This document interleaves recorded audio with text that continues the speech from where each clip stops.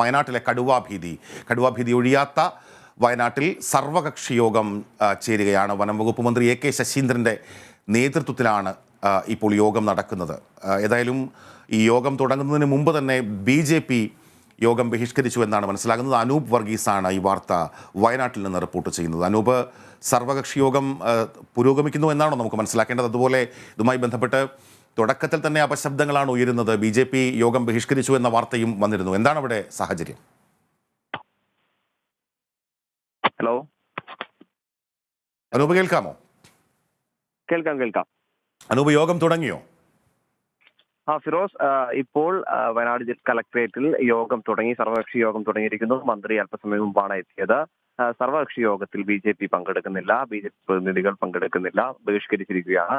ഏതായാലും ഇപ്പോൾ സർവകക്ഷി യോഗം തുടങ്ങിയിട്ടുണ്ട്. നമുക്ക് ദൃശ്യങ്ങൾ എടുക്കാൻ മാത്രമാണ് അനുവാദം നൽകിയത്. അതിനുശേഷം 11:30-ക്ക് മന്ത്രിയുടെ ബ്രീഫിംഗ് നടക്കുന്നുണ്ട്. ഏതായാലും നമുക്ക് ലഭിക്കുന്ന വിവരങ്ങൾ അനുസരിച്ച് സർവകക്ഷി യോഗത്തിൽ വയനാടിന്റെ വലിയൊരു ആശങ്ക, വലിയ പ്രതിഷേധമായി തന്നെ മന്ത്രിക്ക് മുന്നിൽ അവതരിപ്പിക്കാൻ തന്നെയാണ് വിവിധ രാഷ്ട്രീയ പാർട്ടി പ്രതിനിധികളുടെ തീരുമാനം. പ്രത്യേകിച്ചും കോൺഗ്രസിന്റെ നേതൃത്വത്തിൽ വലിയ പ്രതിഷേധം തന്നെ മന്ത്രിക്ക് മുന്നിലേക്ക് എത്തും. കർഷകനെ തന്റെ കൃഷിയിടത്തിൽ വെച്ചാണ് മാനന്തവാടി കർഷകനെ കടുവ ആക്രമിച്ച് കൊലപ്പെടുത്തിയത്. അതും വനവുമായി കിലോമീറ്ററോളം ഉള്ളിലുള്ള പ്രദേശത്ത് തന്റെ കൃഷിയിടത്തിൽ വെച്ച് കടുവ ആക്രമിച്ച് കൊലപ്പെടുത്തിയ സംഭവം അതീവ ഗൗരവത്തോടെ തന്നെ സർക്കാർ കാണണമെന്ന ആവശ്യം തന്നെയായിരിക്കും പ്രധാനമായും മുന്നോട്ട് വെക്കുന്നത്. പ്രത്യേകിച്ചും വയനാടിന്റെ വിവിധ മേഖലകളിൽ, വിവിധയിടങ്ങളിൽ വനമില്ലാത്ത സ്ഥലങ്ങളിൽ പോലും കടുവയുടെ സാന്നിധ്യം ദിവസങ്ങളായി കടുവയുടെ സാന്നിധ്യമുണ്ട്. അതോടൊപ്പം തന്നെ വലിയ ആശങ്കയിൽ തന്നെയാണ് വയനാടൻ ജനത മുഴുവനായിട്ടുള്ളത്. ഈ ആശങ്ക മന്ത്രിക്ക് മുന്നിൽ വലിയ രീതിയിലുള്ള പ്രതിഷേധമായി തന്നെ അവതരിപ്പിക്കാൻ തന്നെയാണ് വിവിധ രാഷ്ട്രീയ പ്രതിനിധികളുടെയും മതമേലധ്യക്ഷന്മാരുടെയും ഒക്കെ തീരുമാനം. അനൂപ്, അതേസമയം ഈ BJP യോഗം ബഹിഷ്കരിച്ചു എന്നാണ് മനസ്സിലാകുന്നത്. BJP എന്തൊക്കെ കാര്യങ്ങളാണ് പറയുന്നത്? യോഗം തുടങ്ങുന്നതിന് മുമ്പേ യോഗം ബഹിഷ്കരിക്കുകയാണോ? BJP പ്രധാനമായും മുന്നോട്ട് വെക്കുന്നത് സർവകക്ഷി യോഗത്തിൽ ആദ്യം മന്ത്രി ഈ വിഷയത്തിൽ കർഷകനെ കടുവ ആക്രമിച്ച് കൊലപ്പെടുത്തിയ സംഭവത്തിൽ മന്ത്രി നേരത്തെ ആ വീട്ടിൽ എത്താത്തതിനെ കുറിച്ച് വലിയ ആശങ്ക, ഒരു പരാതിയായി തന്നെ BJP നേതാക്കൾ ഉന്നയിച്ചിരുന്നു. അതോടൊപ്പം തന്നെ വിവിധ വിഷയങ്ങൾ, വനംവകുപ്പുമായി ബന്ധപ്പെട്ടിരിക്കുന്ന വിവിധ വിഷയങ്ങളിൽ സർക്കാർ കാണിക്കുന്ന അലംഭാവ നടപടികൾ ക്രമത്തെക്കുറിച്ചും വലിയ തോതിലുള്ള വിമർശനം BJP നേരത്തെ ഉന്നയിച്ചിരുന്നു. ഇത്തരം കാര്യങ്ങൾക്ക് വെറുതെ ഒരു പ്രഹസനമായി മാറാൻ വേണ്ടി മാത്രമാണ് ഇത്തരം സർവകക്ഷി യോഗങ്ങൾ എന്ന് ആരോപിച്ചുകൊണ്ട് തന്നെയാണ് BJP ഈ യോഗത്തിൽ നിന്ന് മാറി നിൽക്കുന്നത്. ഏതായാലും BJP നേതാക്കൾ അല്പസമയം കഴിഞ്ഞാൽ നമുക്ക് മാധ്യമങ്ങളെ കാണുമെന്ന് അറിയിച്ചിട്ടുണ്ട്. ഏതായാലും നമുക്ക് അല്പസമയത്തോളം തന്നെ പ്രേക്ഷകർക്ക് ഈ വിവരങ്ങൾ നമുക്ക് വെളിപ്പെടുത്താൻ കഴിയും. കാരണം ഒരു നിമിഷം തുടരുക. ഇപ്പോൾ വളരെ പ്രധാനപ്പെട്ട ഈ കടുവ ആക്രമണവുമായി ബന്ധപ്പെട്ട വളരെ പ്രധാനപ്പെട്ട ഒരു പ്രതികരണം നമുക്ക് വന്നിരിക്കുന്നു. കടുവ ആക്രമണത്തിൽ മരിച്ച തോമസിന്റെ മകൾ മന്ത്രി കെ കൃഷ്ണൻകുട്ടിക്ക് മുൻപിൽ പൊട്ടിക്കരഞ്ഞുകൊണ്ട് കുറെ കാര്യങ്ങൾ പറഞ്ഞു എന്നുള്ളതാണ്. അതായത് ഈ കടുവ ആക്രമണത്തെക്കാൾ ഏറ്റവും വേദനാജനകമായി തോന്നിയത് ചികിത്സ കിട്ടിയില്ല, മതിയായ ചികിത്സ തൻ്റെ അച്ഛന് കിട്ടിയില്ല എന്നുള്ളതാണ് ഏറ്റവും വേദനിപ്പിച്ചത് എന്ന് ആ കുട്ടി പൊട്ടിക്കരഞ്ഞുകൊണ്ട് പറയുന്നു. വയനാട് മെഡിക്കൽ കോളേജിൽ ഡോക്ടറോ നഴ്സോ ഉണ്ടായിരുന്നില്ല എന്നതടക്കമുള്ള കാര്യങ്ങൾ പറഞ്ഞുകൊണ്ടാണ് മന്ത്രി കെ കൃഷ്ണൻകുട്ടിക്ക് മുൻപിൽ ആ പെൺകുട്ടി പൊട്ടിക്കരഞ്ഞത്. നല്ല ഡോക്ടർ ഒന്നുമില്ലായിരുന്നു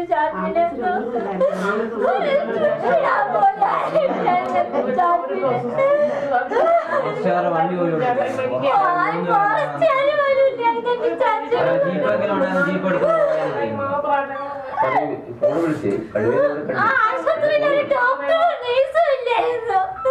ഇനി ഇതൊക്കെ ചാറ്റൊക്കെ പോയി. ഇനിയെങ്കിലും ആരും പുതിയവരൊന്നും വളർത്തരുത് പ്ലീസ്. അവിടെ വലിയ പേര് കൊടുത്തിട്ടുണ്ട് മെഡിക്കൽ കോളേജിൽ. അതിനുള്ള ഒരു മരുന്നിന് പോലും ഡോക്ടർ ഇല്ല അവിടെ. ചാറ്റിയോ പോയി വേറെ ആരും ഇതേപോലെ വീടില്ലേ പ്ലീസ്.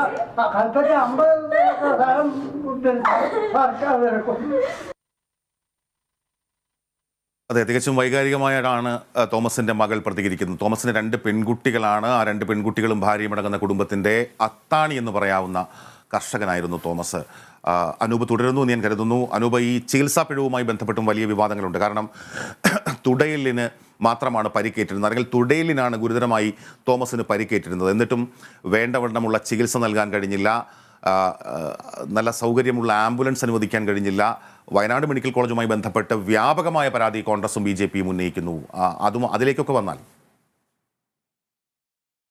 നേരത്തെ കഴിഞ്ഞ ദിവസം നമ്മൾ റിപ്പോർട്ട് ചെയ്തതാണ് ഈ സംഭവം. ഈ കർഷകൻ മരണപ്പെടുന്ന സംഭവത്തിൽ തന്നെ നമ്മൾ വാർത്ത റിപ്പോർട്ട് ചെയ്ത സംഭവമാണ്. ഈ കർഷകനെ കൃഷിയിടത്തിൽ വെച്ച് കടുവ ആക്രമിച്ച ശേഷം ഏകദേശം അരമണിക്കൂർ കഴിഞ്ഞപ്പോഴേക്കും വയനാട് മെഡിക്കൽ കോളേജ്, മാനന്തവാടിയിലുള്ള വയനാട് മെഡിക്കൽ കോളേജിലേക്ക് മാറ്റി. എന്നാൽ ഈ വയനാട് മെഡിക്കൽ കോളേജ് എന്നത് ബോർഡിൽ മാത്രമാണ്, ഒരു 300 രൂപയുടെ ഫ്ലക്സ് ബോർഡിൽ മാത്രമാണ് വയനാട് മെഡിക്കൽ കോളേജ് എന്നുള്ളത്. മറ്റ് ചികിത്സാ സംവിധാനങ്ങളൊന്നും തന്നെ ഇവിടെ ഇതുവരെയും ഒരുക്കിയില്ല. വലിയ ആക്ഷേപങ്ങൾക്കിടയാക്കുന്ന സംഭവമാണ്. മെഡിക്കൽ കോളേജിൽ നിന്നും താലൂക്ക് ഹോസ്പിറ്റലിലേക്ക് റഫർ ചെയ്യുന്ന കേസുകൾ വരെ ഇതിനു മുമ്പ് ഉണ്ടായിട്ടുണ്ട്. അതുപോലെ തന്നെയാണ് ഈ ചികിത്സ, വിദഗ്ധമായ ചികിത്സ അദ്ദേഹത്തിന് അവിടെ ലഭിച്ചില്ല എന്ന് പറയുന്നത് സത്യം തന്നെയാണ്. ഇദ്ദേഹത്തെ വിദഗ്ധ ചികിത്സയ്ക്കായി കോഴിക്കോട് മെഡിക്കൽ കോളേജിലേക്ക് മാറ്റുന്നതിനിടെയാണ് കൽപ്പറ്റ കൈനാട്ടിയിൽ വെച്ച് ഇദ്ദേഹത്തിന് ഹൃദയാഘാതം ഉണ്ടാവുകയും അവിടെ ഒരു സ്വകാര്യ ആശുപത്രിയിലേക്ക് മാറ്റുകയും അവിടെ വെച്ച് അദ്ദേഹം മരണപ്പെടുകയും ചെയ്തു. ഈ മരണപ്പെടുന്ന സമയത്തും ഈ കൽപ്പറ്റ ജനറൽ ആശുപത്രിയിൽ എത്തിച്ച സമയത്തും വെന്റിലേറ്റർ ICU ഉള്ള ഒരു ആംബുലൻസ് കിട്ടാൻ വേണ്ടി ഏകദേശം ഈ സമയത്ത് ഞാൻ നേരിട്ടുണ്ടായിരുന്ന ആളുകൂടിയാണ്. ഒരു 3/4 മണിക്കൂറോളം വെന്റിലേറ്റർ സംവിധാനമുള്ള ആംബുലൻസ് കിട്ടാൻ വേണ്ടി ഞങ്ങൾ എല്ലാവരും ഓടിയതാണ്. അപ്പോൾ വയനാടിന്റെ ആതുര സേവന രംഗത്ത് വയനാടിന് വലിയ രീതിയിലുള്ള പരാജയം തന്നെയാണ്.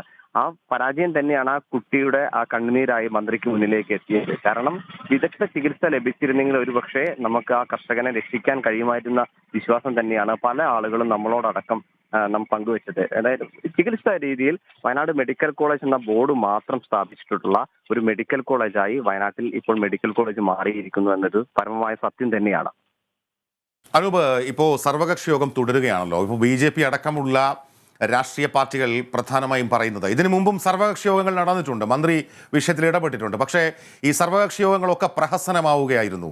അതുകൊണ്ടാണ് തങ്ങൾ ഈ യോഗം ബഹിഷ്കരിക്കുന്നത് എന്ന് BJP പറഞ്ഞിരുന്നു. യഥാർത്ഥത്തിൽ ഇതിനു മുൻപൊക്കെ ഉണ്ടായ സർവകക്ഷി യോഗങ്ങളിൽ നിന്ന് വ്യത്യസ്തമായി എന്തെങ്കിലും ക്രിയാത്മക നിർദ്ദേശങ്ങൾ ഉയർന്നു വരാനുള്ള സാധ്യത കാണാമോ നമുക്ക് ഇന്നത്തെ സർവകക്ഷി യോഗത്തിൽ? തീർച്ചയായും ഇതിലിപ്പോൾ നമുക്ക് പ്രധാനമായും പറയാനുള്ളത് എന്ന് വെച്ചാൽ കടുവ കർഷകനെ തന്റെ കൃഷിയിടത്തിൽ വന്ന് ആക്രമിച്ച് കൊലപ്പെടുത്തുന്നു. വയനാട്ടിൽ വലിയ രീതിയിലുള്ള പ്രതിഷേധം ഉണ്ടായിരിക്കുന്നു. ഈ കടുവയാണ് കിലോമീറ്ററുകൾക്ക് അകലമുള്ള കുപ്പാടിത്തറയിൽ വൈത്തിരി താലൂക്കിൽ, അതായത് മാനന്തവാടി താലൂക്കിൽ നിന്നും വൈത്തിരി താലൂക്കിലേക്ക് എത്തിയ കടുവയാണ് മയക്കുവെടി വെച്ച് പിടികൂടിയത്.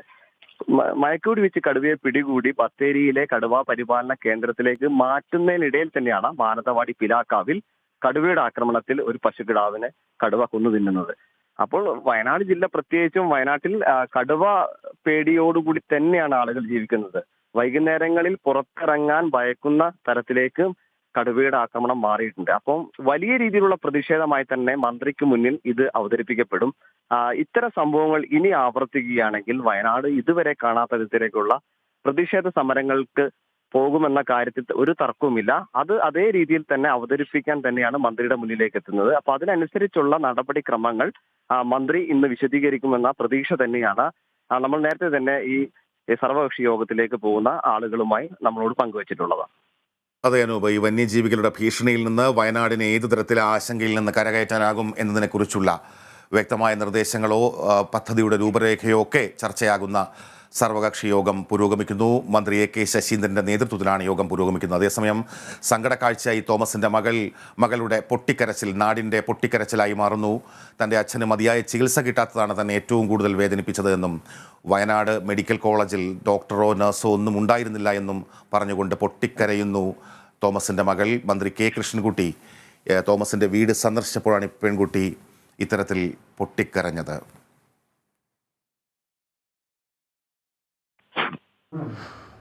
പിന്നെ അവരുടെ എന്തൊരു കാര്യമായിട്ട് പറ്റിയിട്ടുണ്ടെങ്കിലും വെറും തീർന്നു.